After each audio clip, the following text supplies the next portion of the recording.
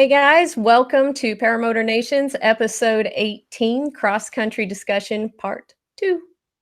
Last week we were talking about, in a really general terms, just going over the types of things that you want to have on a cross country flight, your chase cars, your fuel, your oil, all of those kind of things. And this week we are actually going to dive in and do a planning session. We are going to go over the Michigan trip from west to east, why we went west to east, et cetera, et cetera.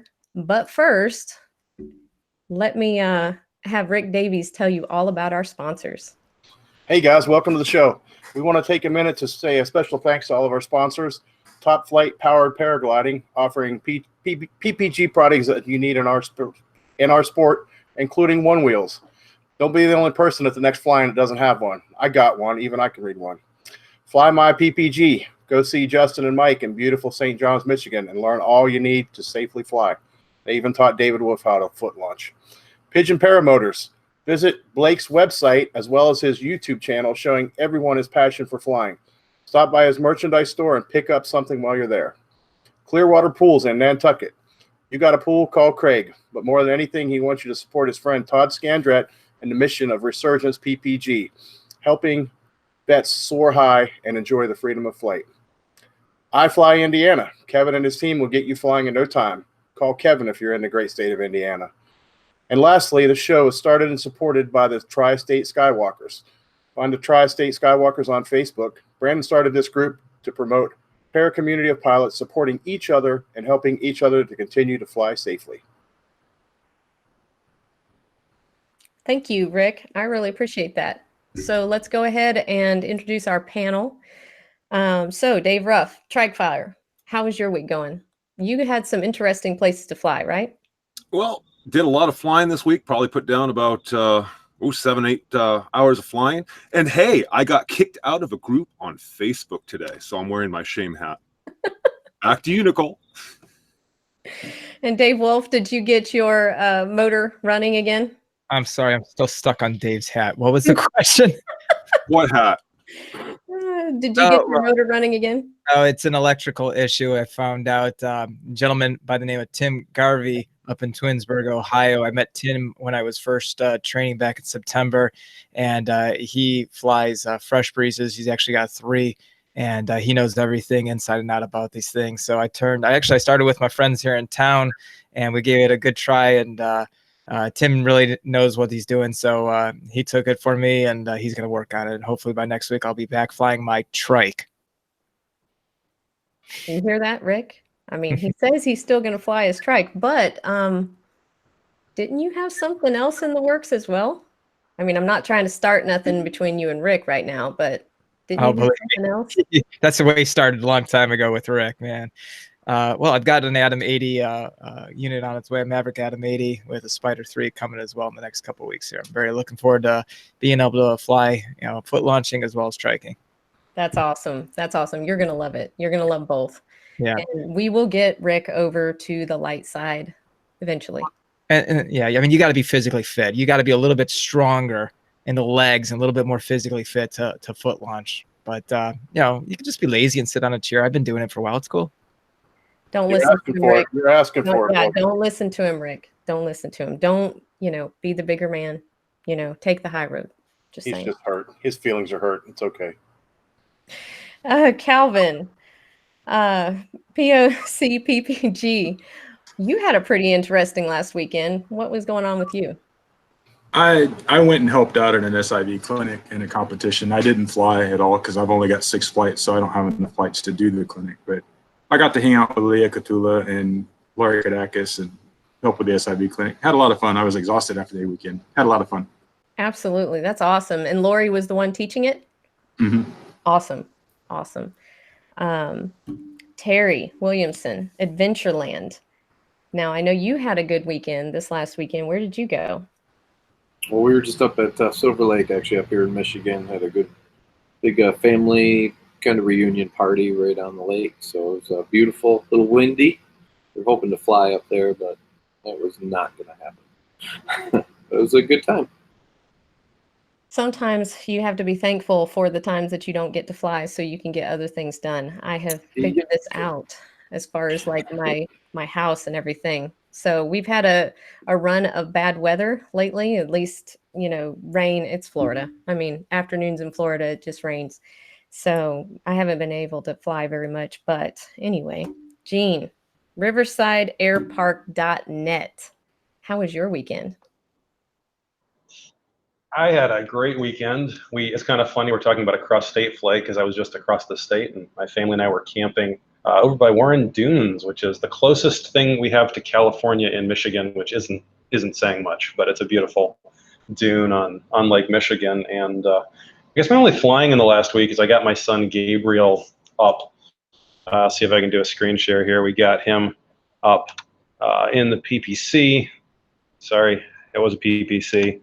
Here it comes, sharing there, and we got up. He's my 6-year-old, but we were up this last week in a brief window. So there he is in the back seat. Oh, that's my cutie. weekend. That is a cutie. As you will notice, Brandon is missing tonight. He is enjoying some much needed family time. He is actually taking his son flying, so we're not going to hold it against him. He still loves you. So just so you know that's where he's at. And he just needed some airtime with his son. So again, we don't hold it against him, just saying. So Rick Davies, PPG Gorilla. I have been waiting to hear about your Sky Pirates poker run. Kind of what made you think of it, why you chose the route that you chose, and then also what were you looking for in the weather that morning?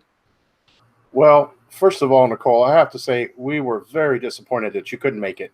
I know that you have a lot going on in your life right now, so you get a pass this time. But we had people come from all over the state, and we had a really, really great turnout. The idea started out, Carl, my buddy that I fly with, had the idea that we would get a few guys together, a few local guys, and do a poker run. So, yeah, that sounded like fun. So he said, okay, well, put it on Facebook. And we put it on Facebook, and we had an amazing turnout. We ended up having like 50 people enter. I think there were 30-plus pilots. We also let the people that were doing the ground support be a part of the contest because we really couldn't do it without them. We started it out at our home airport of Wauchula, and we went from there. We drew a card at the first airport when we registered, took off at sunrise. Our first leg of the flight was over to Avon Park to see Shannon and Lauren Michaels at Four Winds PPG. They opened up their facility there to us, and we drew a card over there. From there, we flew another 22 or 23 miles north up to Lake Wales, and Eric Fairwell hosted us there at his hangar at Aviator, and we drew our final card there and had a cookout. So one of the things that I wish we had done, because we had no idea it was going to be that big, I wish we would have drawn more support for Resurgence PPG. We did put out a donation jar and collected like $120 for them, but when we do it again, we're going to do like 50% to Resurgence and 50% to the pot. The winning pot ended up being $800 in cash.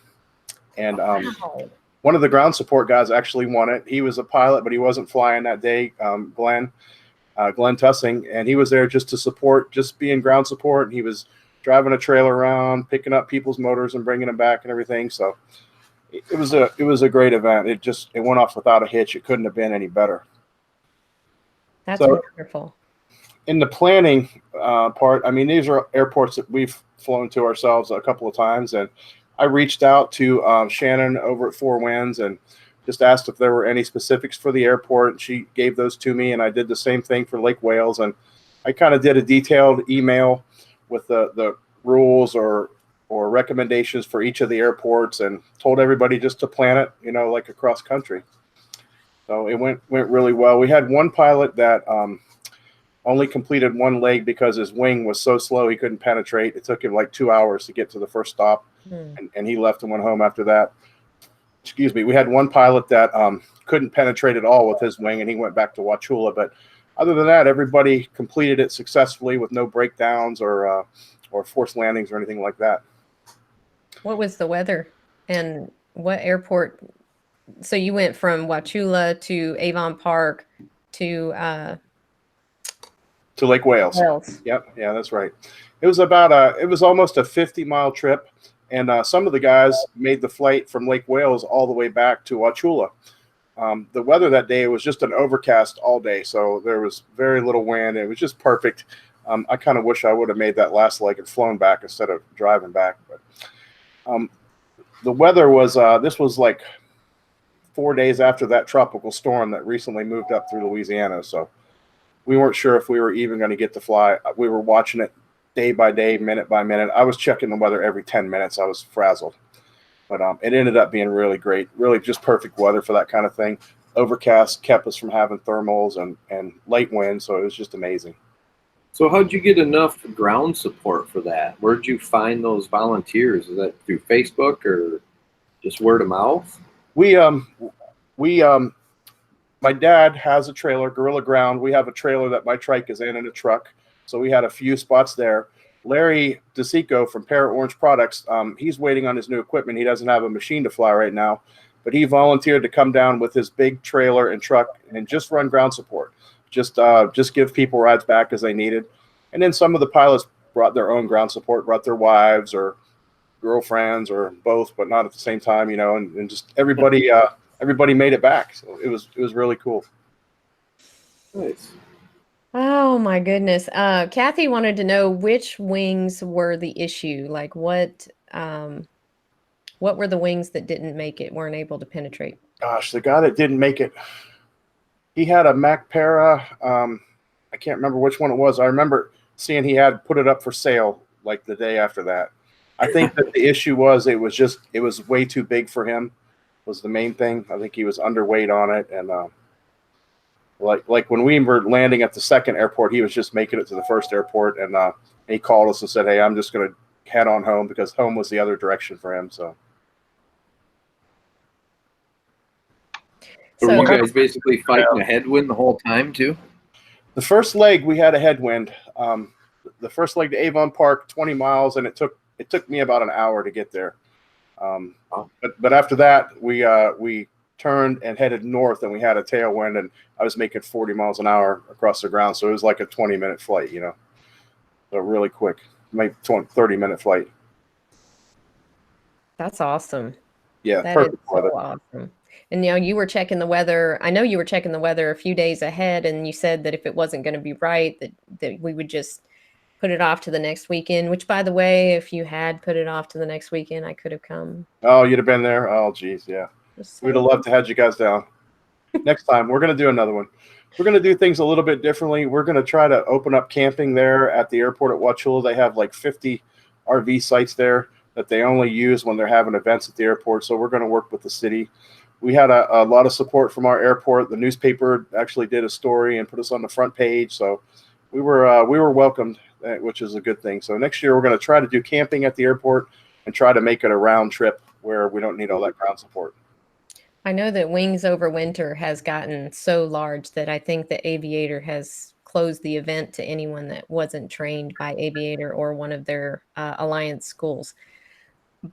So maybe we can start something in Central Florida that, you know, I know that I don't think they're doing Beach Blast anymore, but hopefully we can get something done there as well as Palm Bay, you know, maybe something in the summertime as well as Palm Bay in the winter. Yeah, it would be awesome. We're trying to look at the dates and figure out what is best. We kind of want to be spaced out between the other events, but the middle of summer is not always the best. You know, it's hit and miss. I mean, I guess any time of year is, but we're going to decide on the time of year and plan it bigger and better next year. Awesome. Well, thank you so much. I will try my absolute best. So just so you guys know what my appointment is if you guys don't have life insurance that covers you as a pilot, I would definitely look into that. You can get it through the AOPA. And I think that's Aircraft Operators and Pilots Association. So most of your life insurance through your employer or private, I'm sorry for this, or privately only covers you if you are killed as a fare-paying passenger on a commercial airline. They don't cover you if you are paragliding, paramotoring, skydiving, hang gliding, any of those things. So just look at your policies and make sure that you're covered. You know, if I just don't want you thinking that you're covered when you're not. That's all. Just be aware of that. So enough with the heavy. I want to hear about the history of the Michigan flight. I know that was kind of between Terry and Mike in the beginning, but I would just like to hear, you know, about Roger, Ed, Stefan, you know, tell me more about that. Yeah. So back in 2005, I mean, what were people flying back in 2005? I don't know. I think I saw a picture of a DK Whisper on one of the pictures that I saw on their flight. But yeah, Stefan Obenauer and Roger Alford and Ed Mannion, supported by Bill Malosi and a few others, set out to do this particular one. So going from lake to lake is something that they were thinking about. And two of them, Stefan and Roger, successfully crossed from an airport on the east side of the state, I think it was Custer Airport, all the way to Holland. What they hadn't done at that time, and it was no fault of their own, they just weren't, you know, too worried about it, was they didn't actually go water to water. And it left an opening where I think some 15 years later, nearly 13 years later, there was still an opening. Oh, we could do something a little bit more. Here's a picture. Let's see, it's not shared yet. Let me get that shared.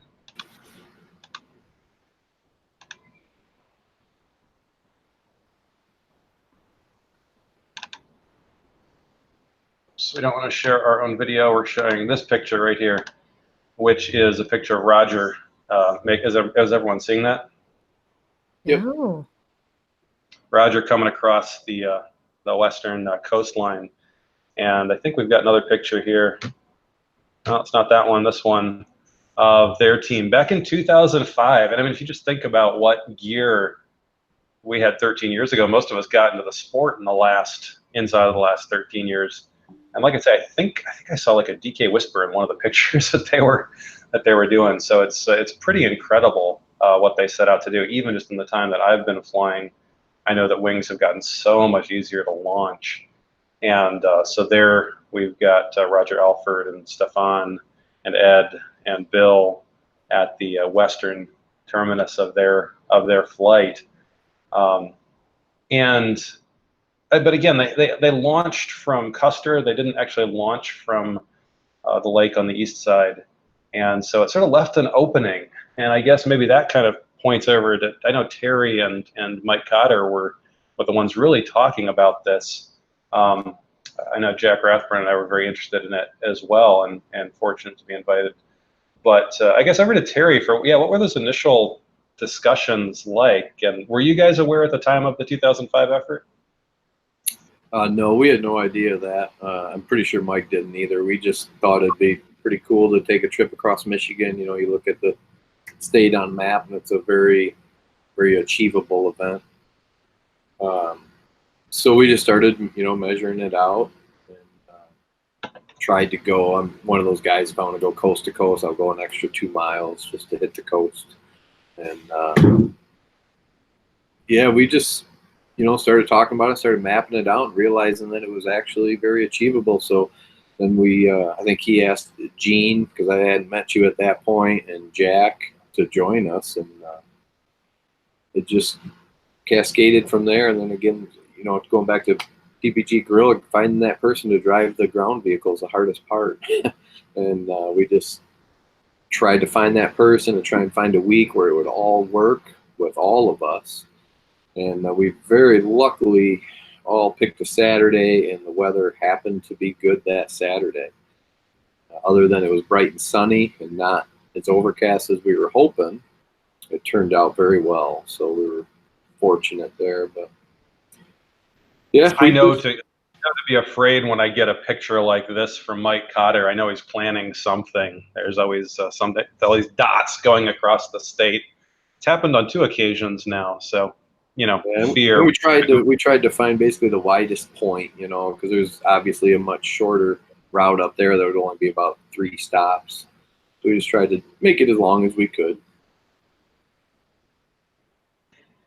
Yeah, and so it really turned it. Terry, what can you say about the direction? Because, I mean, obviously prevailing winds are from the west, so it makes it probable that, at least in Michigan, we're going to be going from west to east. But what were you guys talking about with relation to that? Yeah, we were all ready to go either way, so we were going to go from east to west or west to east, whatever the wind was doing at the time. And, for kind of a trip like this, you really have to be either flexible on the direction you're going to go or when you're going to go. So a lot of times we try to just say, hey, we're going to do it sometime this week. And then we just watch the weather. Whenever the weather cooperates, that's your chance. Even when we did the south to north trip, we, it's the same trip, but we basically planned it backwards as well in case we had a north to south wind. So just make sure you're staying flexible on either the day you go or the direction you go. Yeah, And that's a good. You live around there? Sorry, what's that, Nicole? None of you guys live around there? Like everybody had to travel to one location? It's not like somebody lived there? Well, we all live, in different spots in Michigan. So I'm kind of on the west side. I think Gene's southeast, Mike's from the east, and I think Jack's kind of southeast as well. So we all live pretty much on that map you're seeing right now. And we all met in the center at Fly My PPG, which is a good location. And then we, that particular day, the wind was coming from the west, so we all drove to the west coast, spent the night in a hotel. That way we could be basically ready to fly at sunrise. Right. And, try and get that nice air. So as we're looking at this map, and obviously we talked about it as a group in the day or two before, but I'm right in my mind, I'm going back to Mike and Terry, some of the early discussions. What were you guys thinking as you looked at this map across the state? I guess we could talk later about some of the things that we talked about in the days leading up to it, but what were some of the initial thoughts that the two of you were having as we were staring at this map in front of us? I don't know. We were just, it was very achievable, we thought. Really, didn't see many problems with it other than you just couldn't go in a dead straight line. But that was very easy to overcome. So we just found a few airports where we could avoid, if you can see on the left is, I think we're in it now, is Grand Rapids Airport. So we had to make sure we actually went underneath their outer shelf, and which is like 2,000 feet, I think it was. Yep. And then Fly My PPG is kind of right above the Lansing airspace, which is the next big one to the right, which is also underneath their outer shelf. So we had to stay under, I think it was 2,000 feet again there. That's 2,100, yep. Yeah. And, for the most part, it was a pretty straight line. And then Flint was kind of a troublesome area for us just because there wasn't a lot of airports that we could really find or good places to go. So we had a couple high schools marked out. We had a couple airports, but they were really just not on the way. So Mike and I ended up doing an airport on the north end of Flint. And I believe, Gene, you went to the south, didn't you, to complete your trip? I ended up going south of Flint, yeah, but just for the sake of the viewers, what Terry is describing here is we've got 3 major airports, each with a two-tier layer cake, if you will, of airspace. So for those who aren't familiar with the airspace of these Class C airports, the markings here, if it's showing up, we'll try to make the screen stop on the chart. Is my cursor showing up, Nicole? Yes. Yes, it is. SFC to 4,800 is surface to 4,800 MSL for this center ring. So, if you live anywhere near Grand Rapids, you might be surprised to know that the airspace over a bunch of Grand Rapids actually belongs to Gerald Ford International Airport. The first center ring is from the surface up to 4,800. And then this outer ring, like an upside down wedding cake, is from 2,000 feet MSL up to 4,800. And of course, if the ground is at, 800 or 1,000 feet, that only gives you 1,000 foot window above the ground to fly in. So it sort of narrows your options. But coming from Holland, you're pretty much going to come underneath that shelf unless you go way south. And so the route that was planned out would go under that outer shelf and then up to Forest Hills 3F5 right here on the right side, which is where Flymy is. So while doable, yeah, 3 major airspaces, all of which are pretty much in a straight line between the west side of the state here, where my cursor is, and the right side of the state where the target was. Really interesting from a flight planning perspective as to how that would work out. And I think that last week, forgive me if I got this wrong, that Anthony was asking about doing a basic, reading of the sky vector map. We are going to do that. It's just not going to be in this episode beyond what we need to cover as far as planning for this flight. But yes, Anthony, we are going to do that. And there's a lot of other good videos out there on YouTube. I spent a lot of time looking at those even after I went to school, just to make sure I was really understanding them right. On YouTube, there's a lot of good videos on that. Yeah, absolutely. And Anthony was also asking, hold on just a second, what the distance is to be considered cross country. And so my thoughts is that anytime that you are taking off and landing in 2 different locations, that's cross country to me. I mean, if it's 5 miles, then it's 5 miles, but then you've got long distance cross countries. I mean, what's your take on that? I think I agree with you. Like we talked last week, is everyone calls just a long trip across country, and I don't know what the official definition is, but to me, it's if you take off at one place and land at another, you kind of did a cross country, whether it's 2 miles, 20 miles, or 200 miles. If you take off at one airport and do 30-mile loop and come back to the same airport, I don't know. To me, that's just a nice long flight. Yeah, agreed. Yeah, I would agree with you. I do lots of nice long flights, 40 miles, but I'm still, just basically making a loop or whatever. You mentioned one of the things I've noticed, Nicole, is a lot of pilots, whether they're PPG or anything else, it's when you actually touch down somewhere else, there's a level of commitment that doesn't get involved when you fly over. So I like your definition, because when you actually think about, okay, I've never landed at this place before, there is a level of commitment that you're making. Am I going to take off again? What logistics do I have in place to get back? So I think there's something to it. Well, especially if it's not a windsock or anything. Like Dave flew to Lowe's, and there was a U.S. flag in the distance, and he was watching the wind coming off the trees. But still, I mean, there's not a windsock, that you are watching for, that you're used to. That if it's at a 45-degree angle, that means that it's this miles per hour, and if it's straight out, it's this miles per hour. So I agree, Gene, 100%. That's a level of commitment, and Dave obviously nailed it. You should go watch that video. It's a 2-part video, and I loved it. So thank you, Dave. Terrain is very hard. Sorry, Dave. I was just going to say that sometimes terrain is very hard to judge from altitude. Grass looks like it's low until you land in it, and there are bumps and things you don't see. Yeah, that's actually, I was going to cover that, is a lot of times as you're doing your flyover, don't be embarrassed to do 2 or 3, because as Rick said, you can break your ankle real fast. And I did have an American flag, a little bit off in the distance. Just because the American flag's blowing one way does not mean it's going to be blowing the same direction up a little corridor as well. So it gets spicy and exciting real fast.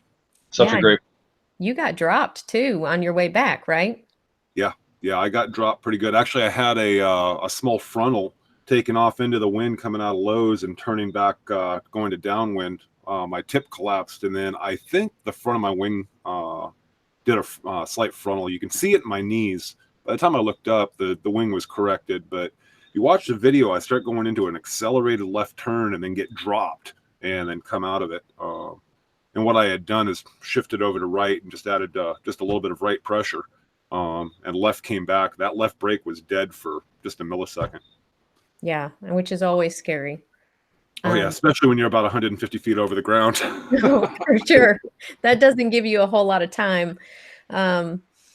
So John was asking, you mentioned that you were looking, Terry, you mentioned you were looking at alternate places to land because there wasn't enough airports, and you mentioned schools. Was there anything that you had to worry about as far as landing and taking off at a school? Did you have to get permission, anything like that? So I'm probably not the expert to ask that question. I feel that if they're all we're all taxpayers and we have that, I would assume the right to fly from them. I've talked to a couple of them and they've had no problems with it. Another guy I fly with out of here talked to his local school and they have no problem with it. We definitely try not to use them on an ongoing basis, but for a trip like this, we felt we'd be okay if we just landed out in their soccer fields or whatnot, refueled, turned back around and got out of there. You know, we're usually pretty aware of loitering and we try not to stay in the area at all. You launch and you leave. There's no need to buzz around the airports. There's no need to buzz around the schools, things like that. So legally, I'm not sure but you ought to really be calling these schools if you definitely plan on landing there and taking off. Mm-hmm. But they've all been very open for the ones that I know about. I personally tend to err on the side of beg for forgiveness instead of asking for permission. You know, usually you're in and out of there before anybody knows any better. So. Yeah, and I hate to say it, but I agree with them, especially if you're only doing it once. You know, if you're going to go out and try and fly out of there every week, then you ought to have that conversation, and it probably will go well. But if you're just in and out of there once and it's a public school, not a private school, things like that, then you'll probably be okay. This is the part of the state where that question really came up.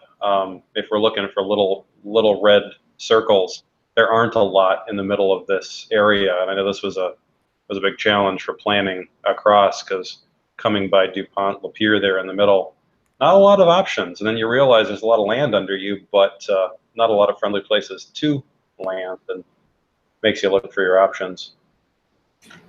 Yeah, and going back to you guys were talking about landing at different airports. You know, that's kind of your first step if you want to get into this, is just go somewhere else and land at another airport and take back off. Because even though they have a windsock, that windsock's set up for airplanes, it doesn't even move when we're flying. If it's, you know, 3 miles an hour, that windsock could be pointing 180 degrees in the other direction. It's just it's a different feeling going into a totally different airport that maybe you've never been to on the ground and trying to make those decisions as you're flying over it and land and then kind of reset back up and take off again and fly home. It seems pretty small, and it is a small achievement, but it's eye-opening. You learn, and it's a great first or second step. Yeah, it preps you for a bigger one, and pretty soon you start desiring the longer and bigger and more stops, and yeah, it'll get your adrenaline going the first time.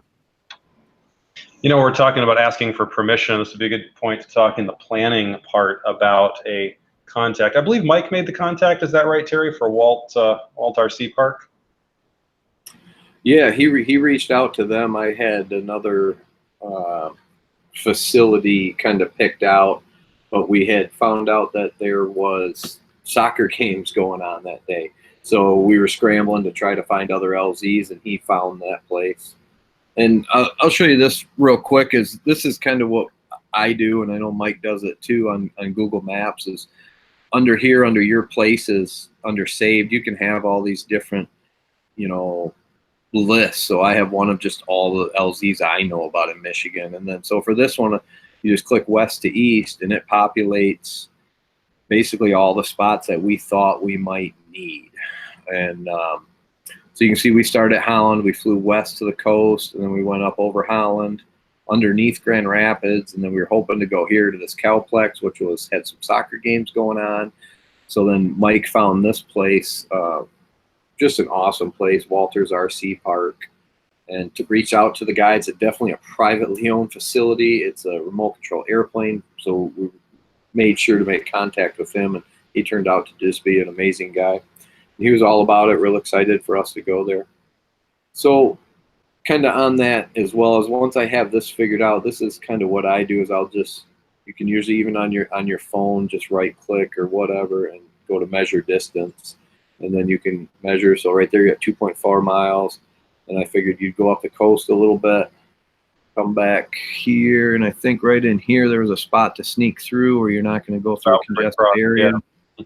And I can't remember. I think we went up over Zealand. Yeah, it was either over. Yep. Down here and then right under Byron Center, we snuck through one of the main highways here to Caledonia. And this is the major airport, but we were still clear. Then we zoomed in here. So then at that point, you can see on the bottom of the screen, I don't think I can make it larger, that's 55 miles. So at that point, you know that this loop you're looking at is going to be about 55 miles. So that's where you got to have some past history and just start doing some trips, you know. So start at your home base, wherever it may be, fly up here and back and say, okay, I can go 50 miles easy upwind and downwind. When you're doing these trips, they're usually always downwind, so you should be able to crush those distances that you already know you can make. And, Terry, that's kind of how I started. Yeah, I seem to recall Mike mentioning that you had actually backflown one of the legs. None of us flew any of the legs, except didn't you fly a section of one as sort of a pre-check for us? I did. I randomly had a good day to do it. We had an east to west wind, so I had my buddy take off, or I left here and I had my buddy drive my truck out to Holland. So then I flew from my home down along this route and back. And the only thing I really learned is it was cold. We were doing this, I forget now, but it was like October probably. It was cold. So we definitely wore our layers, but I think at that point that was my longest trip, and it ended up being I think just under 50 miles, something like that I logged in. It was a good eye opener. That was I think that was my first or second what I consider a true cross country kind of A to B. It's pretty cool. You know, we had down to talk about what we had brought. I know we talked briefly last time about some of the gear that we like, but what did you bring on this trip, Terry? I can recall mine, but what did you bring? I think all I had really was that flight deck again with my phone on it, and I did bring that little GPS, that Bluetooth GPS device, but I don't think I really needed it. We didn't fly up real high on that trip. We were probably 2,000 feet or under that whole trip because we were underneath 3 different shelves. Yeah. Really, all you really needed was that. And I mean, I do carry, like, I carry, I guess we were talking about that the other day where Nicole asked what tools we carry, and I don't carry tools per se if I have a chase vehicle, but I do carry a med pack. I just kind of made my own, and I stick that, and basically it's as big as my Air Conception's little pocket. So I have to like cram it in there, but if somebody else goes down or I go down, at least I got something with me until somebody else gets there. And then I have a little, I don't know, it's like a little camp pouch that I permanently zip tied to the back of my Air Conceptions. And it's just got like paracord, flashlight, compass, just some lightweight emergency stuff, a couple off wipes for the bugs. And then I also have a stuff sack kind of permanently zip tied down the back there that I just never take off. And I've had to use that twice now, where I've landed out and had to pull the stuff sack out. So it's definitely pretty handy. Yeah, I think oh, go ahead, Nicole. Tony was asking if anybody carries a flare gun, and I don't. Not in Michigan. We're close to civilization, so we don't really need it here. Yeah, we don't here either. I think that pretty much everywhere that we have in Florida, unless you're down in the Everglades, you're going to have cell phone signal. I mean, so hopefully your cell phone's not dead. And then, but you could carry, you know, like an extra battery pack and then, you know, an extra charger just in case it went dead. But on those, that Google Maps thing, I had not tried that. So I'm loving that, by the way. But then yeah, it's really nice. Your app? Well, real quick before you go on, I guess I do carry an extra battery for my cell phone, and also I'm kind of a little paranoid sometimes. So we printed out phone lists. So if you go down, heaven forbid, in the water, or you break your phone, you know, I don't know about you guys, but I don't know these guys' phone numbers by heart. So before we left, we basically just all wrote our phone numbers down 5 times, passed them out to each other, and then, you know, thankfully we never have to use it. But if you do, at least you can contact somebody. No, that's good. That's Yeah, really that was good. great. I just found that list in my pocket, my seat pocket, the other day. I was going to Paramotor, and I found that list from that trip. It was a nice reminder that it was there. While I'm talking, the picture of Terry and Mike passing Grand Rapids to the south and east is up on my screen. Yeah, I think my gear is pretty similar. I fly a home built. I basically just have my phone, usually too many GoPros if I'm doing something like this, and as I said last week, didn't bring enough gloves for the later legs, but pretty simple, pretty pared down. I had upgraded my tank to a legal limit 5-gallon tank before the flight, which proved important later on. But I think I brought 10 gallons of mixed fuel in the support trailer. How much did you bring, Terry? It was about the same. We had 10-gallon tanks, and then we filled up halfway through, and we had a bunch extra. Yeah, I think I may still be flying off the fuel on that flight. Oh, wow. Did any fly with bladders or considered flying with bladders?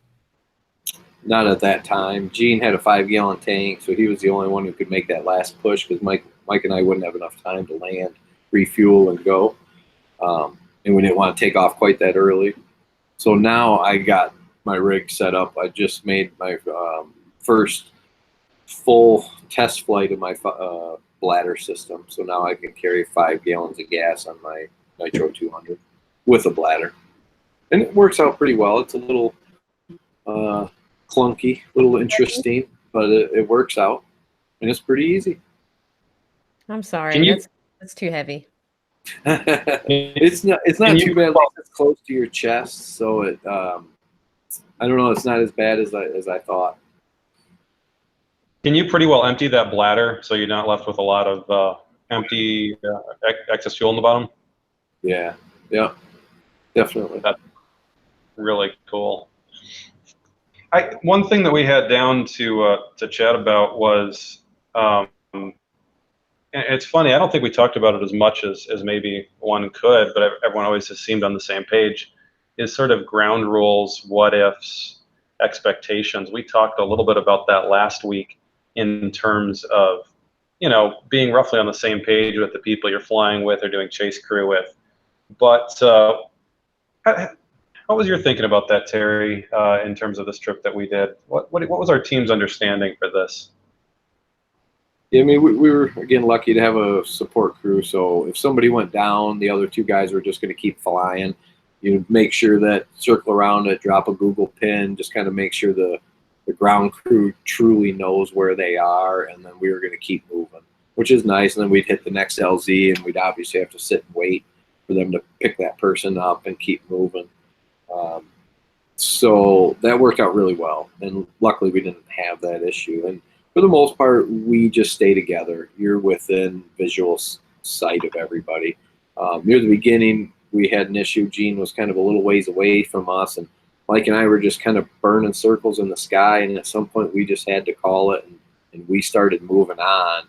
And I got some texts out. We knew Gene was in the air, and we knew he was making progress. We just couldn't see him.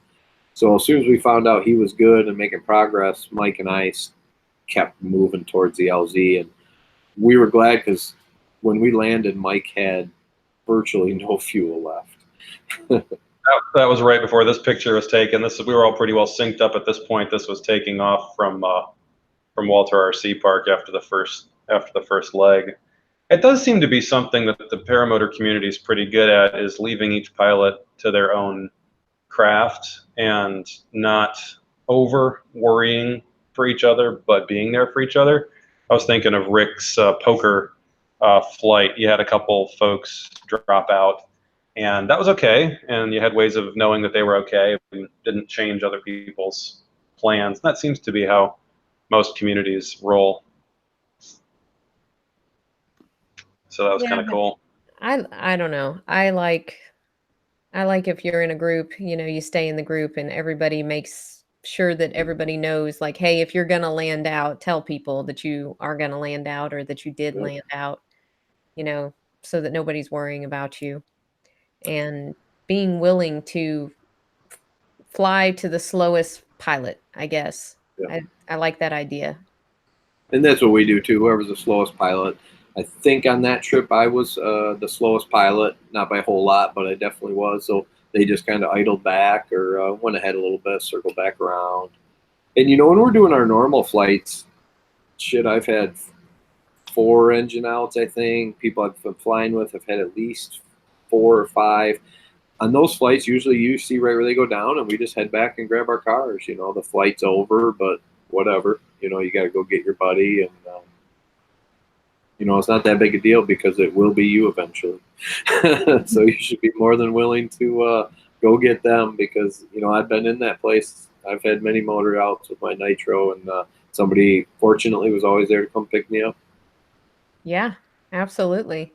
Absolutely. That's a really good point between XCs and general flying, because there can be that get-there-itis when everyone's got some particular goal in mind as opposed to just cruising. So that's a great distinction to make. Yeah, absolutely. Was there anything that you didn't discuss prior to the flight that you wish that you would have, like something that you realized later that, man, we should have talked about this? I don't think so. No. Which is kind of funny because there's a million things you could talk about, and I think it's often surprised me just how much people are supportive of each other. And then, you know, if something comes up and there's not usually a lot of disagreement as to what we as a team are going to do next. So that's been really cool about this community. And usually you know who you're flying with, or at least your buddy knows them, and you're all competent pilots, and you know, maybe if you can't see them, you know, they're following right behind you or whatever it may be, and you don't have to worry too much. But definitely know the people you're flying with.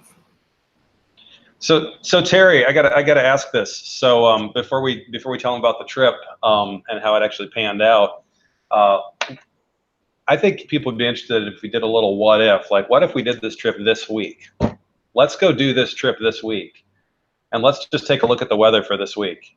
You want to do it? Sure. So we're gonna try to do this trip this week. Here we go. We're gonna look at the weather for this week and see what happens. Can we do it this week? Probably not. We're probably gonna be sitting somewhere. If we're doing this, I'm on my way. That minion looks amazing. I love it. Is this the part of the show where we put funny things on while Terry brings that up? No, not yet.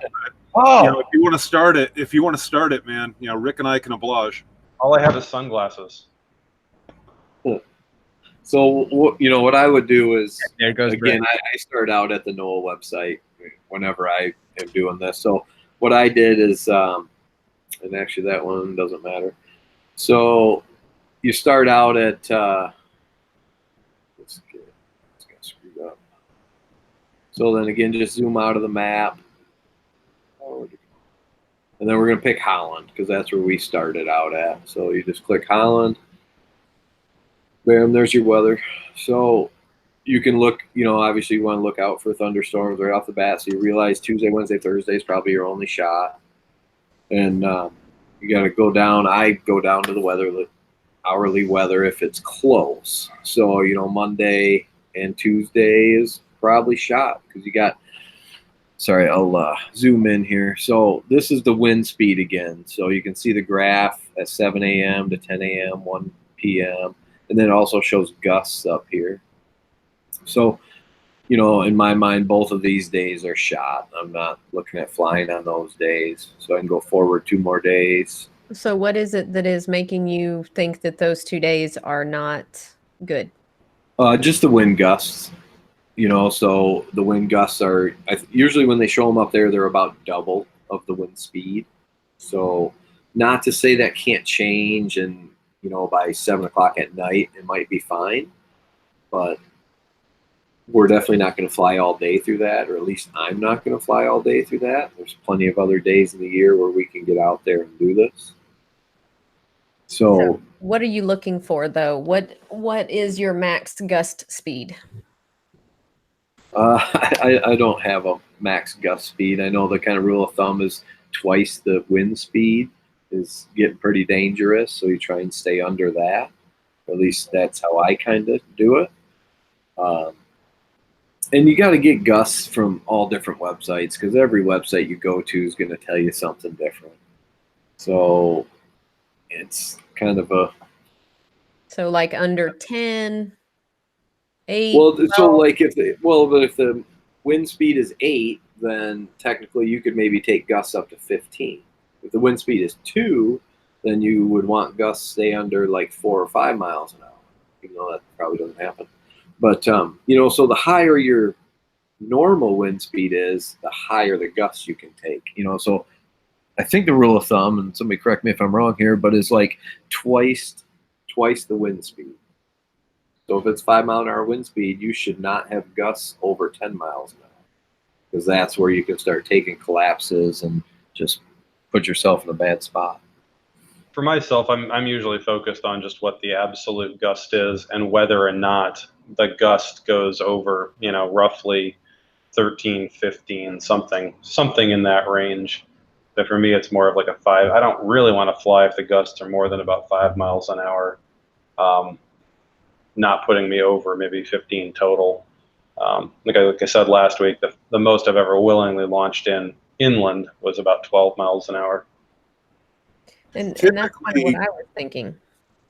Typically, I follow the paragliding levels. You know, the P2, P3, P4. They write it out very, very well as far as max gust speeds, components, wind components, stuff like that. So that's what I tend to follow, and it works out pretty well with the motor. This website that we talked a little bit about last week, and again, it's not an official website, but they all draw their weather from similar sources. Wind Mapper, if we're looking here at Monday, average speed coming down the left side. Well, maybe I could fly some of that, but the gust is ridiculous, and they even go to the length of starting to mark some things at higher speeds with some more threatening colors, not to mention the level of rain and precipitation on Monday. So we get down to Tuesday, things start to calm down. Wednesday, the gust deltas are, you know, 3 miles an hour here at 8 o'clock, and starting to look like a pretty tame day. And then Thursday, this week, I think like Terry was pointing out, is starting to look pretty good. I guess with one exception, if we're going west to east, we're going to be disappointed, Terry. Yeah. So Thursday we could maybe entertain, just like the 2005 crew did, maybe we could actually entertain an east to west flight. So then we come back over here, and this was Holland that we just did, so maybe we'll take a look at Port Huron. Okay, so you guys are looking at several places, right? So I usually look at one weather forecast for every stop you're going to make, basically. Okay. Yeah, and we'd probably, if a trip like this again, we'd probably want to look at Lansing as well, because the weather can be completely different across the state. Here, Wednesday doesn't look quite as nice on the east side of the state. And again, these are still long-range forecasts, but still worth checking. It does look pretty good both sides of the state this coming Thursday, but you'll notice that it's northeast winds.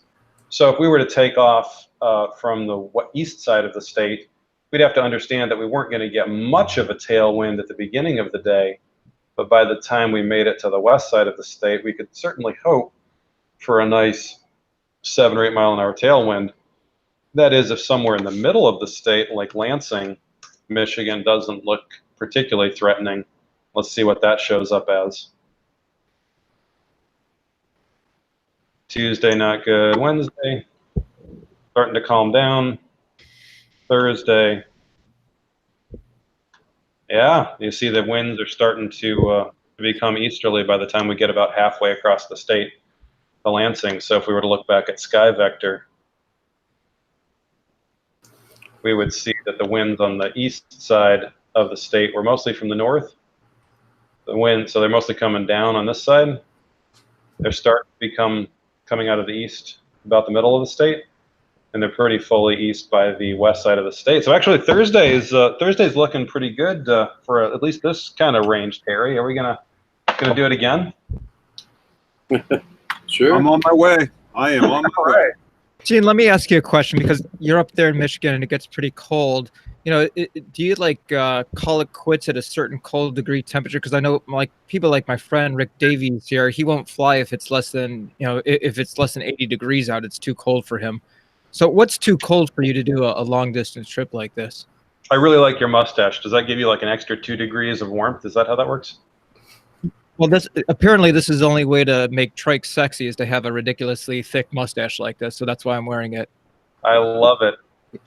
I don't have any limits. It's kind of funny. The CFI that I learned to fly powered parachute from for Sport Pilot, he pretty much had a rule that if he couldn't fly in shorts, he wasn't going to fly, and you weren't either. Well, I think Rick heard the same rule, apparently. Yeah, that's pretty much what he's got. So, no, I'm become a bit of a fair weather flyer, but I'm still wearing covered padded overalls, not a padded jacket. That's different, but padded overalls for the flight in September, October. Yeah, I hear that. Probably about 50 degrees when we went. I hear that PPG Gorilla, once it gets down about 81 degrees, starts getting real cold. Oh my! Yeah, I can't handle that cold weather. I'm not down for it.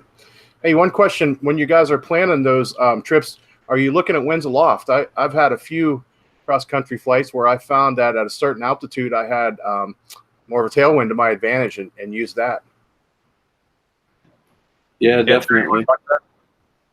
Yeah, I mean, I look at that a lot, and I know. Let's see if I pull up windy a lot, then that's where I'll get the winds aloft, and you get a lot better. Sorry, here I apparently can't talk and computer at the same time. So when you look at windy, you can look at the whole state view again. So you can, instead of looking at 5 different forecasts, you can kind of see what the wind's doing through the whole state. So if you were going, say, right now, it wouldn't be horrible. You're going to fight a little crosswind on the west side, and then all of a sudden you're going to pick up a nice, west wind coming all the way over here. But then, so once you're getting in here, and again, I usually always go to the NAM. The one gives you a 3-day forecast. You can use the slider on the bottom right. You just kind of keep sliding through the days, and you can see how the wind changes. And then over on the right, and even on your phones does this too, you take the surface, you can go up to 1,000 feet, you can go up to 2,500 feet, and just basically watch the wind change. And you can see what direction it's going, the wind gusts, and at different altitudes. I think my computer's a little slow, so it takes a minute to refresh.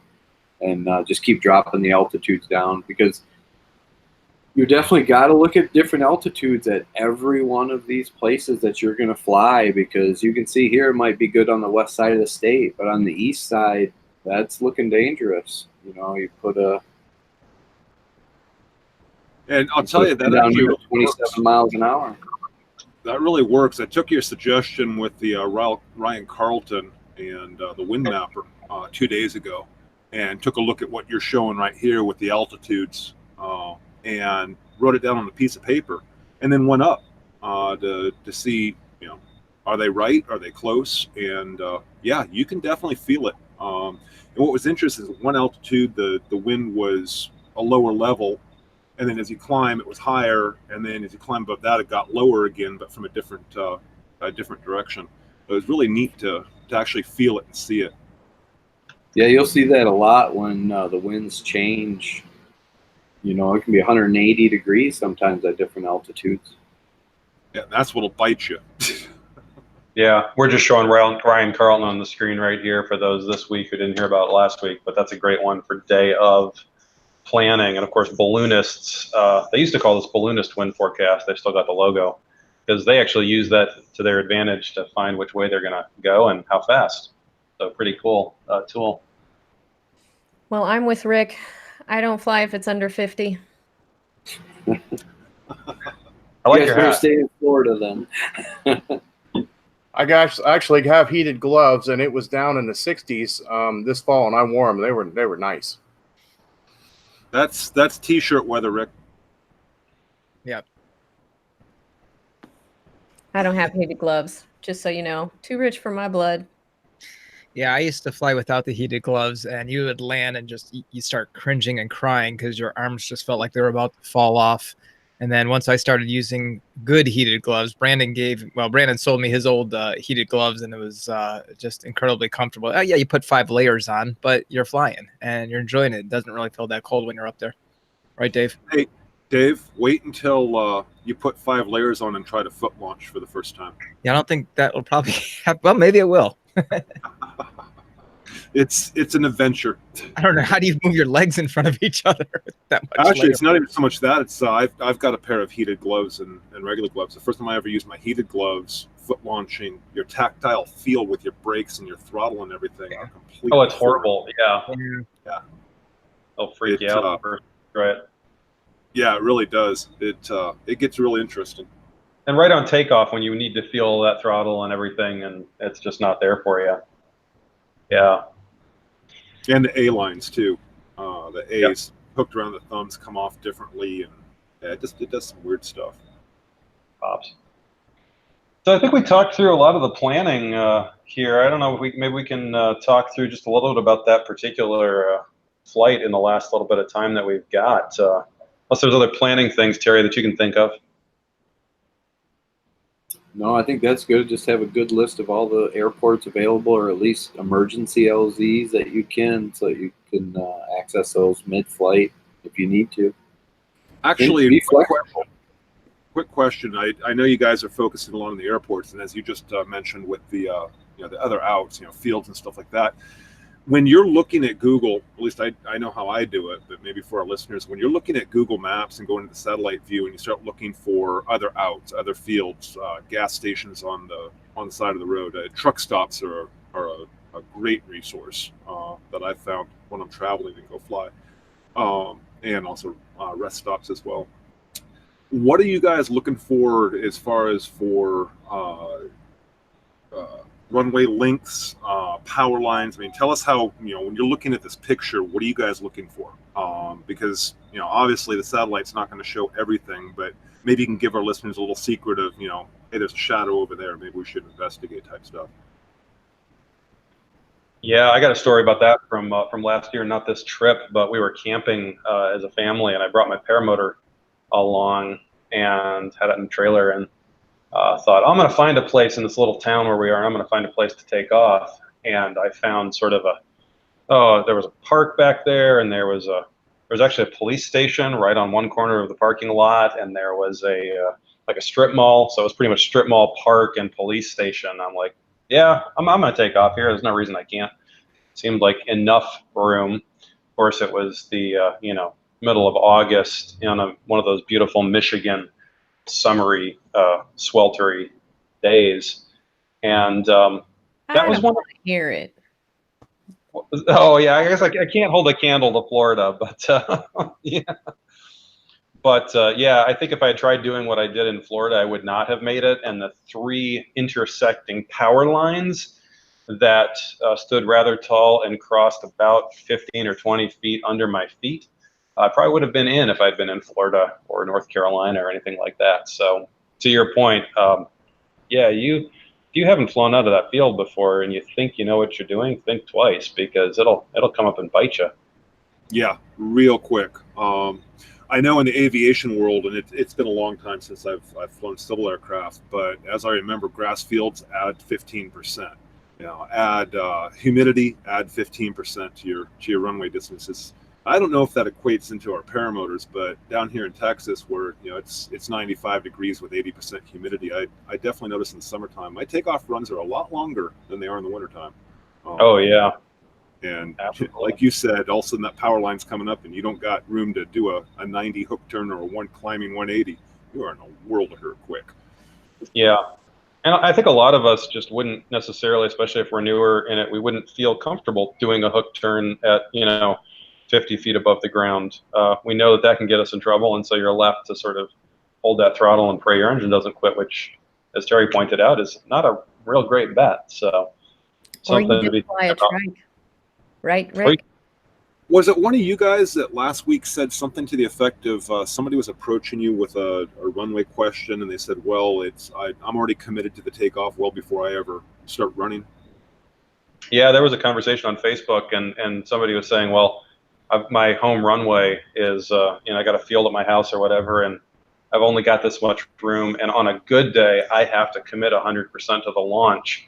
So I need it to be really efficient, and I think in our discussion, in my mind, I was like, if you're committed on a good day, then you haven't even had a bad day yet. This is a guaranteed you're screwed. world of hurt, pretty much, yeah. Real quick, the field that I fly out, actually, interesting enough, the one that's going to be in the fly-in, it used to be when I first started flying there that coming into it, it looked like a little matchstick. And now it amazes me, 2 years later, I get in and out of there and don't even use a fourth of it to get out and hook around. I don't even really need to hook around. But yeah, to what you said is, if you're not sure, take your max runway, measure it, guys. When you're taking off, go to the field that you're at and measure. Use Google to measure that distance that it normally takes you to take off, and then double and sometimes even triple that before you go to a new home field and start doing this until you get some experience. Exactly. Well, and like what you said earlier about even if you see a flag in the distance waving, not only do you have to know what you can get into and get out of, but the wind that you think you have. I remember a day in my first year of flying, I hadn't really learned about temperature inversions, and was going along, and I come down and I drop probably below 50 feet, and all of a sudden I'm power off gliding in for a landing, and I can't get my feet down on the field. Unfortunately, it was just tall grass beyond it. But man, I must have gone 40, 50 feet into that tall grass, and it was, you just don't expect that your glide ratio is going to change that dramatically when you get down low, and it did. I'll tell you another one. Taking off with trees around you, despite the rotor factor on the trees, which is usually 10 times the distance of the height of the object, we can get away with it. It's a large field that has trees all around. You take off, and all of a sudden you just found yourself in a world of sync, and you're full throttle, and you normally climb out at 300-400 feet a minute, and you're only climbing out at 75.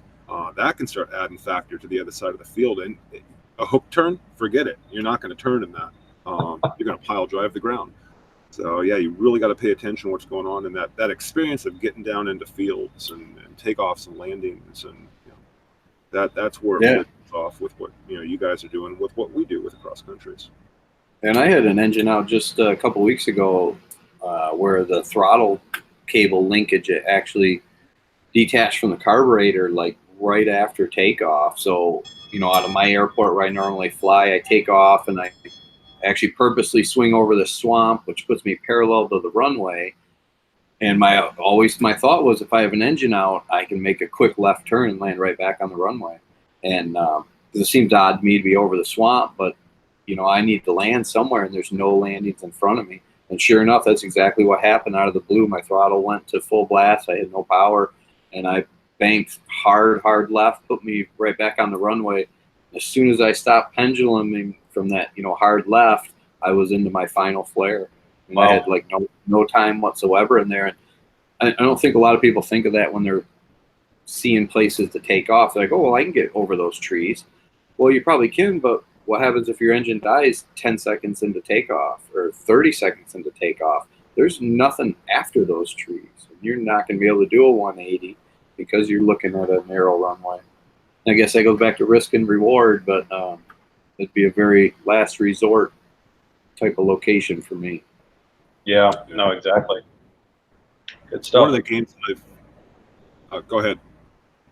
Oh, I was just going to say, go ahead with your thing. We're going to. Nicole noted there is another question here, but when planning XCs, are you bringing extra oil and just land near gas stations? I think we talked about that last week a little bit. All of us most of us here aren't land and mix. Although, is anyone here a land and mix kind of person, solo, unsupported? Not yet. I'm not allowed to. Yeah, I have to run my fuel. Yeah, I've landed and filled up at a fuel station and then mixed right there. I'll generally measure my oil because I know how much fuel the tank's going to take, put it in there, and then just put the fuel up on top of it, which mixes it. That's awesome.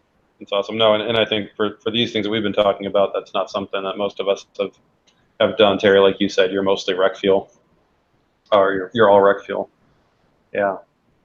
Well, I don't know. Do we want to use a little bit of time here to talk about the actual flight on this particular one? We planned it. We're going to do it again on Thursday, apparently, and we've got guests coming in for that. You're going to do east to west this It's going to be east to west this time. Yeah, it's got to be east to west. Minion wants to fly right here. He's ready. The wings out. I mean, we're ready to go.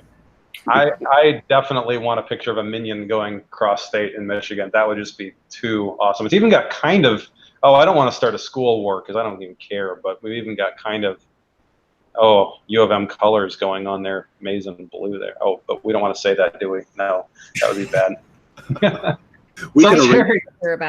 I would like to hear about the flight, especially because, best laid plans and all that, how it was different, what you had to think on the fly, hardy har har, pun intended. Ooh. Yeah, so we started met up at Flymy, right, Terry? And then drove as a team over. Jack and his wife Heather drove us over to Holland, and we stayed at a little hotel there, which, how far were we from the airport? A couple minutes. Yeah, it was very close. And we got up, I want to say an hour and a half before sunrise. We tried to basically be at the airport, say 15 minutes before 15 minutes before, 30 minutes before sunrise. So basically we could take off and use our strobes as soon as possible. Yep. And we, everyone was doing pretty well. Everything was looking good. Jack had unfortunately been having some engine trouble, and it looked like he had successfully borrowed a motor, which then, if I can get this picture up, we actually all got off the ground. All four of us got off the ground. Unfortunately, Jack was back on the ground within about 5 seconds.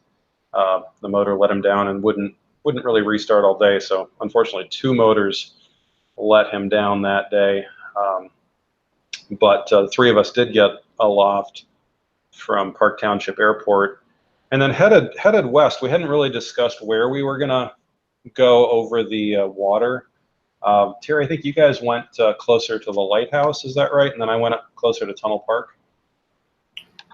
No, we tried to go straight west. We wanted to stay on the north side of Holland because that's where we had to exit as well. So we tried to head straight west and come back straight east, if not to the north side of it. And that's where Mike and I were kind of hanging out. And it was just, I think, dark enough. We couldn't find Gene. We saw him going to the lake, but we never really saw him coming back. And at that point, as soon as we got a text saying, he's doing good, then we started moving out. Yeah, that sunrise. We caught up with Gene halfway through. That sunrise was beautiful. We all got our feet over the water, and then this is Terry. This is you, Mike Cotter picture of you flying into an absolutely glorious sunrise, snaking our way next to, this would have been either Holland or Zealand. Yep. That was a pretty beautiful, beautiful way to start the day on the way across. What do you remember about that first leg, Terry? Anything that sticks out to you that was different? No, that went really good. We had a nice tailwind, and everything was moving along very well. This cross country really was pretty uneventful, I'd say. It was a good first cross country for us, or at least for me. Even when we landed here, this was our first landing. I mean, it was just a huge location to land at. Jack was already there, I think, with the windsock, and it was just perfect and easy to land at. I will say one thing I remember landing at Walter RC Park, besides being a phenomenal place to visit, was there's a big lake next to it. And I thought that lake was going to be so visible, but because of the angle that the sun was at, sort of flying into it, I don't know how you felt, Terry, but I felt like it was actually harder to see such a big lake than I was expecting it to be. And that may be something that, over time one gets more used to. But the landmarks that I had planned out weren't quite as visible as I was hoping them to be. Yeah, and that's kind of where I fly regularly, so I have already realized that. you don't notice stuff till you're kind of right over top of it here in Michigan, because we are almost as flat as Florida. Yes, yep. This is us at the RC park, and then taking off from there again. Of course, earlier in the day, it was a little more leisurely, making our way on leg 2. I guess maybe we could talk just a little bit about Jack and Heather Rathburn, our wonderful support crew. I think they had the gas all waiting out for us when we got there. Like you said earlier, Terry, Mike landed with almost nothing in his tank at this stop, and they were right there. And goodness, how long were we on the ground? Oh, not long at all, because it was getting to be, you know, a little bit later in the morning, so we wanted to make that next push and land at Fly My before the thermals got too crazy. Yeah, I don't know. Oh, go ahead. Is that a Nimbus 2000 wing there on the left there? Yeah, that one right there. Is that a Nimbus? On the left, the red and white one is a Roadster too. Are you sure that's not a Nimbus 2000? I'm fairly certain that's what it says on my bag. Yeah, that's my Roadster. I've never heard of a Nimbus 2000. No, this was on the way over to Fly My, and a couple pictures there, and of course that's where Forest Hills Airport's where Fly My PPG's got its headquarters and flying field, and the little pic there of, I think, is that you coming in for the landing there, or is that Mike coming in? I can't recognize the wing from that shot, Terry, but this was as we were landing, and we tried to avoid the thermals, but I don't think we completely succeeded, because I know I was bumping around pretty good on the way in.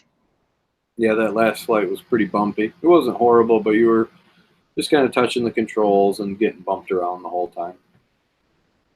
Pretty bumpy. And we'd come, this is, I think, a pretty impressive shot right here on Google Earth from Fly Sky High. GPS piped into Google Earth. But there's our track halfway across the state of Michigan, which from that vantage point, I think looks pretty impressive.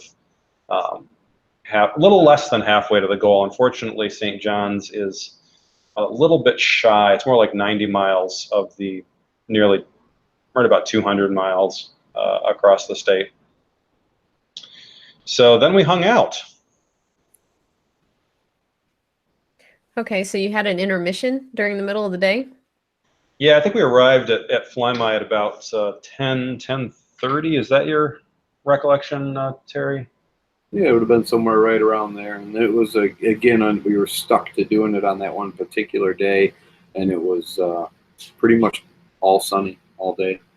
So, you know, if we could have chosen our days better, it would have been on an overcast day. We probably would have pushed on for the third and fourth leg significantly earlier. Yeah, I think everyone wanted to be flying, and we had to wait until later in the afternoon. I want to say it was like 4 o'clock. We were getting to the point where we were all watching that window close and pretty much looking at the wind saying, yeah, we want to stay alive, and it wasn't, definitely wasn't time to go. We got to a point where, and this was just a freak of having mounted it. I had a 5-gallon tank mounted to my machine, which was, you know, it's a legal limit tank, and everyone else had more normal size tank. You do not want to take off with 5 gallons of fuel in a tank. I still to this day have never filled it all the way full, but I knew I could put enough in to go direct to the coast in calm or tailwind. And so talking with the guys, we were all starting to see that it was clearing, and it was like, well, this is gonna clear, but the window of how long it would take to get to the coast was just closing really fast. And everyone said, well, if you want to try for it, go for it. And what was neat was our adventure mutually wasn't over as a team.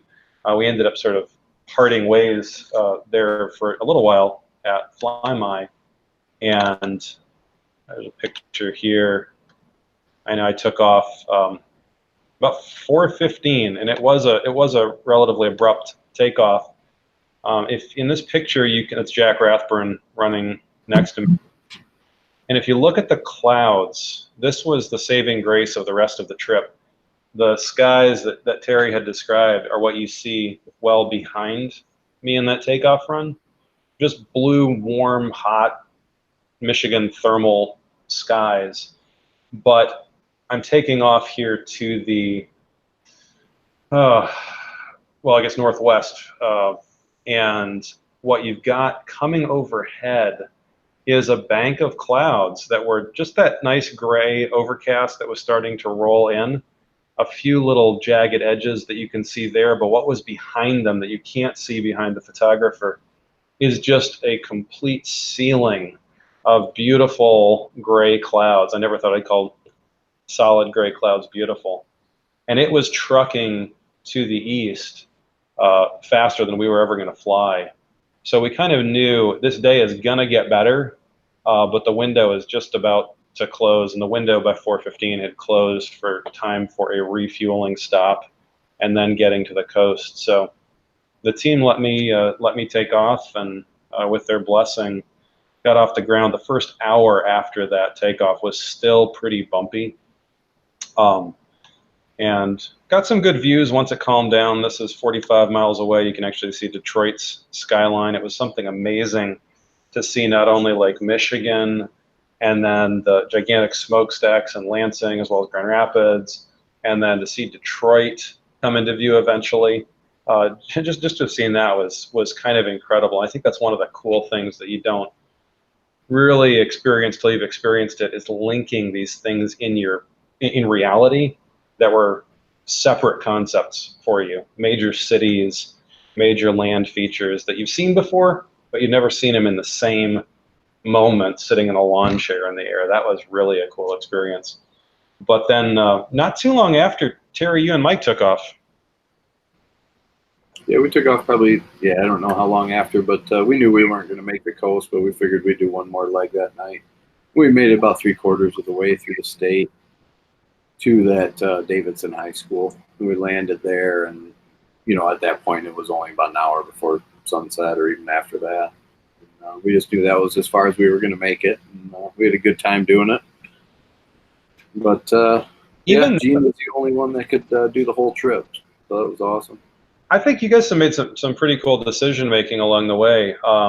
Partly, as we were all doing, just waiting till we were each comfortable to take off. But then, additionally, Davison wasn't going to be your final stop when you took off, as I recall. There was some thinking of a different airport that didn't pan out once you got in the vicinity. Yeah, so tell us a little bit about that. Yeah, I forgot about that. We did have, they were going to drop the truck off at this little airport right there in Davidson. And when they got there, they said it had apparently been closed and all locked up and gated off. So in mid-flight, we had that Davidson High School, I think, already picked out, or we picked it out in mid-flight. I can't remember now, but it was only a couple miles away. So they went there, and by the time they were dropping the truck off, we were pretty much landing right there. So Jack was able to, kind of watch us land, which apparently was right during prom as well. So there was about, 1,000 kids standing outside waiting to get into prom as we're landing on their soccer fields. And I thought we would track the police for sure during that one, but fortunately, nothing really came of it. They stayed on their side of the parking lot, and we stayed on our side. But it was pretty interesting. Somebody's gonna be watching this and be like, "Yeah, I was there. I remember that." That would be awesome. But I thought that was a great example of decision making in process, and then even in flight, being willing and ready to divert, because it would have gotten kind of weird landing at a closed airport where your support crew couldn't get to, and then having to sort that one out. Especially like was said earlier, if the grass ends up being deeper than you thought it was a mowed stretch next to the runway, and oops, can't get back off again. That would have been a lot of fun. In this trip, again, it went, really well. So we really just didn't have a ton of obstacles to overcome. But going back to the south to north trip we just did, we didn't land at a single LZ that we were planning on landing at. So we either fell short of them because of headwinds, or we bypassed them substantially by tailwind. So every single one of our flights, we were constantly adjusting how far we can go, and talking with the guys driving the truck and telling them to go, nope, keep going to the next airport. We're going to keep pushing. So you definitely got to be able to be flexible and communicate to everybody during the trip. And it really helps to have an idea as to what's around you. When you do the planning, it's not just so that you can decide exactly where you're going to. It's partly to decide what's around you and what could I divert to. And that's a factor in flight planning, even if you're doing, quote unquote, real airplanes. What's your alternate airport? What's your alternate destination? That's pretty. That picture is gorgeous. This was on the last leg. So here we are, September 29th, 2018. I'm feeling very supported by everyone letting me make this push for the coast. And after about 2 hours in, I want to say this is still an hour from the coast. It was a 3-hour flight. To date, I think it's the only 3-hour flight I've ever done. I was starting to get a little cold because, like I told you last week, I'd forgotten my gloves on this last leg. But this was just breathtaking, flying in exactly the same direction as 3 balloons. They were using the wind, and the wind was sort of magically going in exactly the direction that I wanted to go. So I had an extra 10 miles an hour of tailwind pushing me across. I launched with 4 gallons of fuel, I believe, and I landed with, I want to say, I may have this wrong, but it was I wasn't quite full when I launched, and I landed with, I think, 1 gallon of fuel left. So it was not on fumes because of that nice tailwind that I had. These were beautiful about an hour out. And then saw this, Port Huron, Blue Water Bridge, water on the other side of the state, which was, it was magical. It was kind of, it was interesting. We planned to land at Mike Cotter's parents' home that are out there on the coast. There's a very small stretch of coastline there, knowing that we could divert and land somewhere. But as you get close to the coast, it's mostly trees. There's not a lot of really interesting spots. And this does not look like the kind of place where you would want to land. They might have some things to say to you. It looks like some kind of an industrial or wastewater complex. That would have been a smelly end of the trip. So I wasn't quite sure that I was going to be able to find their house along the coastline, but I pressed over the coastline anyways. And this is feet over the lake. This is the final GPS track. Terry and Mike have an equally impressive one that ends just shy in Davison. Massive cross country by any rate. And this is the strip of beach that I ended up landing on. Now, I've never really been a spot landing practicer up until this. Now, we might ask, was this a good idea? I think we'll have to leave that one for judgment calls later. That strip of beach is only about as wide as a wing with trees along it. But I had the option to go back and look for a field. I had half an hour of light to do so, and decided, no, I think I can get down there, and my engine seems to be working well, and it's a long straight beach, so I've got a lot of runway as long as I'm left-right centered, and I think we can do this. And it's shallow right next to those piers. I might trip over a pier. That's going to hurt like crazy, but that's kind of what was going through my head as I got close. And fortunately, Mike Cotter's mom was there taking pictures, taking a video, so you can see my wing on the left. Not much wider than not much smaller than the beach itself. Came down and managed to keep it on my feet.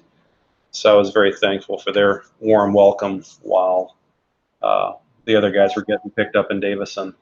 But that got us across the state. Spot landings are a lot like finding religion. You find both real quick when you're faced with a real short runway. Yeah, that was definitely one of those moments.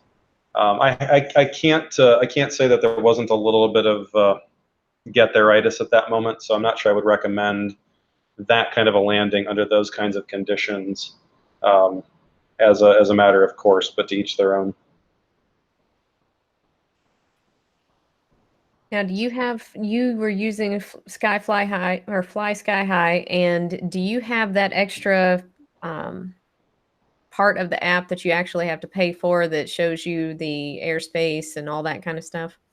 So you know what I did last week? Terry was talking about that extra part of it, and I've, for the last 4 or 5 years, used just the basic. I think the app was paid, but there's some extra buy-in parts that you can use. And I went back after last week's show, and Terry was like, yeah, I've got the Airspace extension, and I bought it because I thought that's just too cool not to have. So now I've got it, but for that trip, I didn't have it. So Tony had asked earlier, what happens if you fly into restricted airspace and don't realize it? You'll find out. I don't think they actually can pick you up on radar right away, but you know, if a plane reports you, then they're going to come looking for you. Yeah, absolutely. I mean, it's always been an open question among the PPG community. Now, those of us who do have a pilot's license in addition to PPG, we do have a commitment and a relationship with the FAA. Your commitment and relationship with the FAA is to abide by Part 103, and I hope we're all doing that and attempting to do that. I don't actually know what would happen. I know that there's some videos on YouTube of folks who've flown into controlled airspace and they landed in controlled airspace, like a military base. I think we've all seen that video. Somebody landed in a military base when they flew out of there all the time, but it happened to be shut down the day that they were flying there. And, you know, it got sorted out, but it was certainly one of those things that, yeah, once by mistake, there's probably forgiveness. And if it's happening very often, you're likely to hear about it. Well, John says that he only lives 9 miles from Canada, and as long as we all bail him out, he will be happy to test their radar. I don't even want to try. No. That's crossing into another country.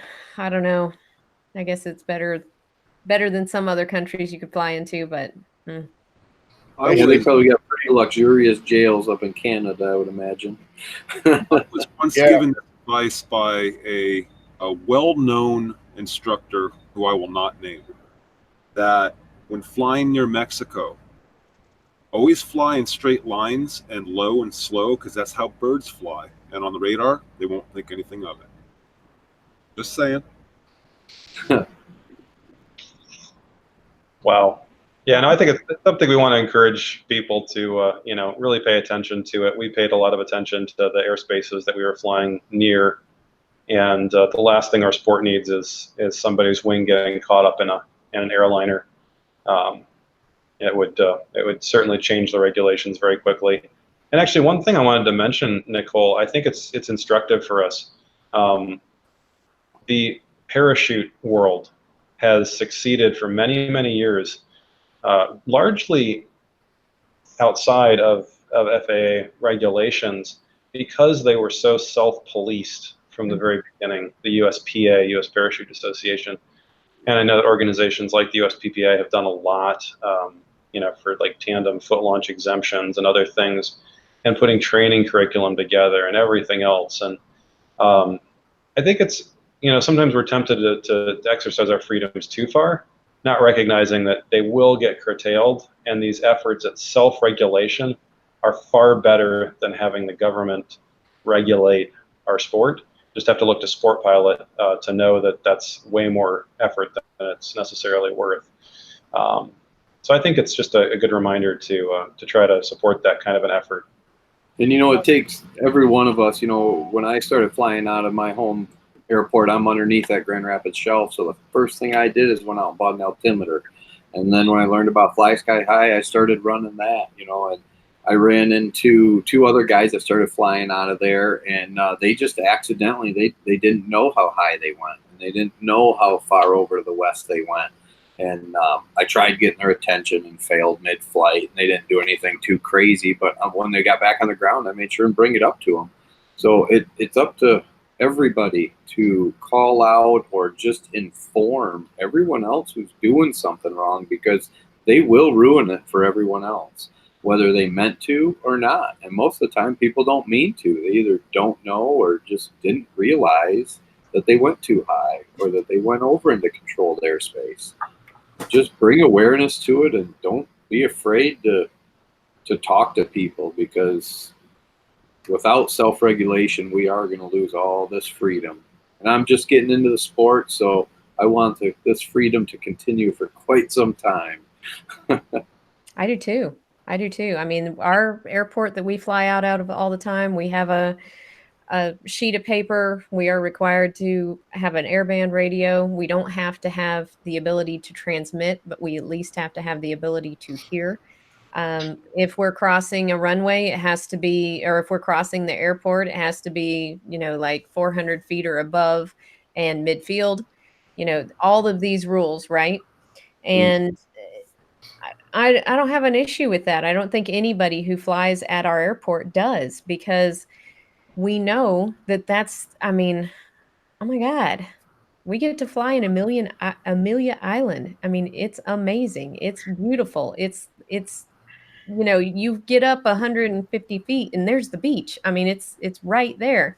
So it's an amazing thing, but they have let us know, I mean, just point blank, because they have fairly large jets, not commercial, like airliner jets, but fairly large, like Lear jets, those kind of types of jets that come into the airport. And they have told us point blank, if you make them deviate because you aren't following the rules, you aren't flying in a flight plan, you aren't, you don't fly in a pattern whenever you land, blah, blah, blah. If you make them deviate and burn 1 gallon of gas more than what they had planned on burning, you're done for everybody. And so it's major, and I think that the USPPA is doing a great thing, because it provides something for the FAA to call, or provides something for, people to, get that regulated training. What kind of curriculum they're learning, by the time that they're a P2, what, or PPG2, what they should know. And all of those things, like it's regulating so that if somebody calls the USPPA and goes, hey, we have a problem with whatever, the USPPA can go, we'll handle it. Worry not. We will handle it, and allow us the opportunity to self-regulate. And I know there's a lot of people that don't want that self-regulation because they don't want any regulation, but if we at least are doing it in-house, then we're not having the thumb of the government, down on us. So, and I don't know if you go to their meetings or not, but most all these airports have public meetings, and that was something I'd started going to here at my local airport. I go there every single month when they have their meeting, and it's basically gives them somebody to talk to or yell at or whatever to get answers for something that might have happened. So instead of them going to the FAA or whoever, they now know they can just call me. And it may not be me who did it or a guy I know, but I know most of the guys around here. And I've told them, I said, I'll try and get to the bottom of it. At least gives them a person to contact and try to work through an issue that probably isn't that big a deal. But it could be to a pilot who just, once again, doesn't know what our flight plans are. We have the most erratic flight plans ever. Half the time, people don't follow a flight plan whatsoever. And at our local airport, they don't need us to. But when there's an airplane around, we have to stay out of their way. So, I'd encourage everyone to go to their local airport. They all have meetings, and be a face there. Let them know who you are. Give them your contact info. We've been treated awesome here. They've cut a whole new area for us to park in, launch out of. Last time I went there, they threw up a picnic table for us to put our gear on. I mean, they love the traffic here, but they know if there's an issue, there's a few of us that are going to stand up and try to take care of it the best we can. Now, I just got a notification here. Nicole, this just happened 45 minutes ago. The FAA just added another section to FAR 103, and now it says here, it is better to ask for forgiveness than it is to ask for permission. So we're okay. Yeah, nice. Just brand just came in. And he did it with a straight face, too. I was very impressed. I'm impressed, too. Yeah. Hey, Dave. Yeah. Oh, sorry.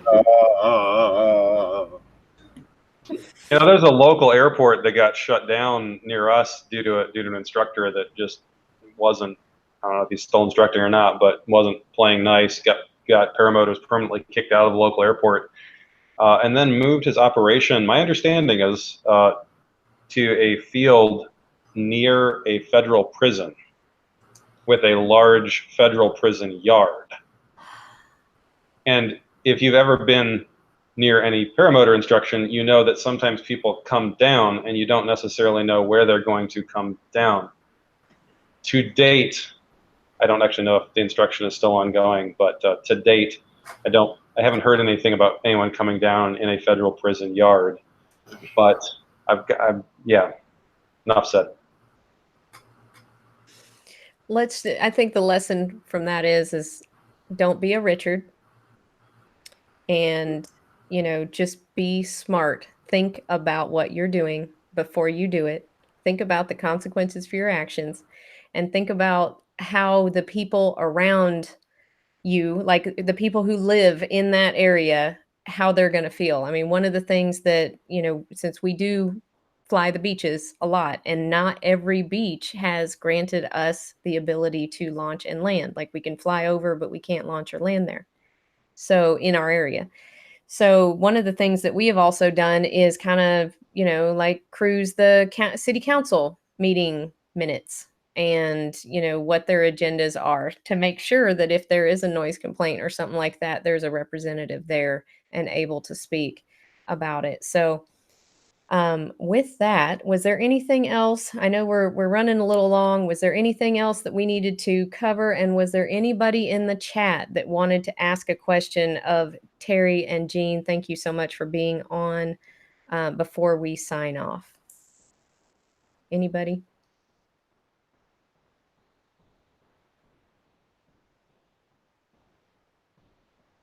I'm not seeing any questions in the chat, but there is a little bit of a delay, so I want to give it just a second. So while we are giving it just a second before, just in case any of those questions in the chat, don't forget to be on the show or watch the show next week. We will have One Up Adventures, Travis Burns and Kyle Mooney, and it will be hosted by PPG Gorilla, and it will be hosted on PPG Gorilla's YouTube. So make sure that if you have not subscribed to Dave Ruff, Paramotor Crazy, PPG Gorilla, Trike Flyers, Dave Ruff. Well, I know I was looking at you at the time. Anyway, so Why does Trike Flyer have electrical tape on his face? Everybody knows who Dave Ruff is and that he's Trike Flyer. Anyway, if you have not subbed to all of our channels, we are going to start hosting these on separate channels, and you won't be able to see it or won't have that notification if you are not subbed to all of us. So, Craig, the official answer for landing anywhere needed safely is I don't think we can make an official make an official answer, but basically if your motor's out, you're gonna have to land. I mean, but we've had a couple of people that have had a motor out and had to land on state park. I'll tell you what, Craig, I think you should save that question for when Jeff Goyne comes on the show. That'd be a good question to ask Jeff. I agree. That's a great answer. We'll push it to Jeff. Yes. Yeah, absolutely. I like how Jeff also answers, no, officer, I wasn't flying over the house. I was flying between the houses. I just landed on the house. Jeff knows how to answer this I question. told them that just like 2 days ago when I was out here flying. This, you know, they came by and asked me about it. I told them.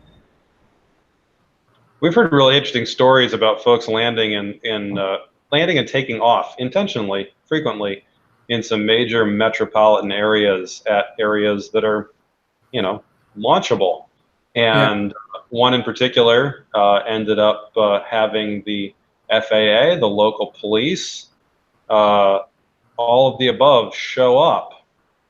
And they were like, well, what about this? What about that?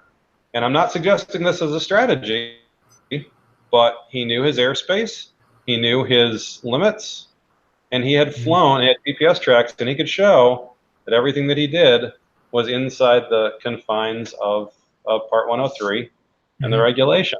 And so maybe just as a tickler for when Jeff comes on, phenomenal content that he generates, his Airspace videos and many others. Yeah.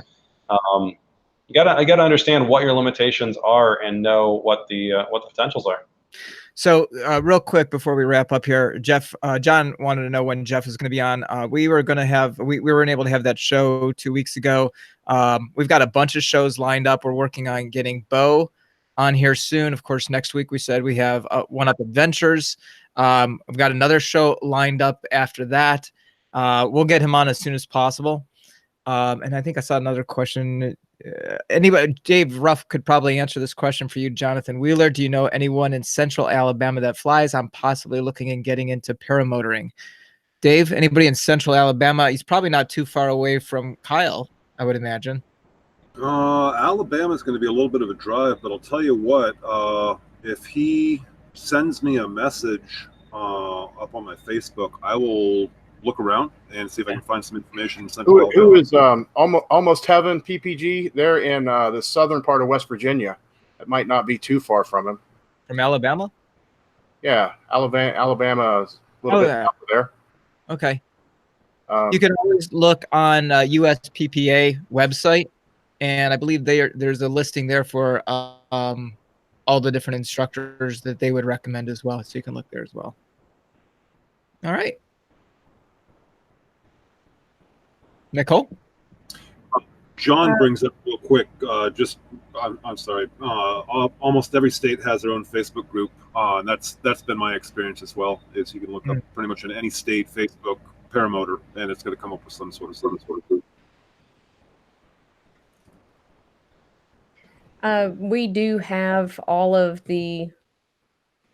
our YouTube channels on the website, correct? Yes, we do. Yes. And it also, too, on the website, if you have any questions for anybody on the panel, you can go on the website at the very end of the very first page. There's contact or ask questions. That'll shoot an email directly to me, and I can forward it on to anybody on the panel that you'd wish to ask a question of. And that doesn't mean Crockett can go on there and put hateful things because he knows it's going to come to me. Crockett. All right. Well, I want to thank Gene and Terry so much for hanging in with us for 2 weeks in a row. I believe that last week and this week have been just absolutely incredible. I know that for myself, I am interested in starting to do some longer distance cross countries.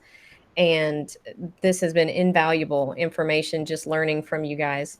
So I just want to say thank you to the panel as well, Dave, David, and Rick, and Calvin. He had to run. His son's car battery died, so he had to go and rescue his son. And Brandon as well. He was spending some family time with his son, taking him flying. So I just want to thank everybody from the panel and then also our guests this week. And we greatly, greatly appreciate you hanging in with us. Thanks for having us. Appreciate it. It was fun.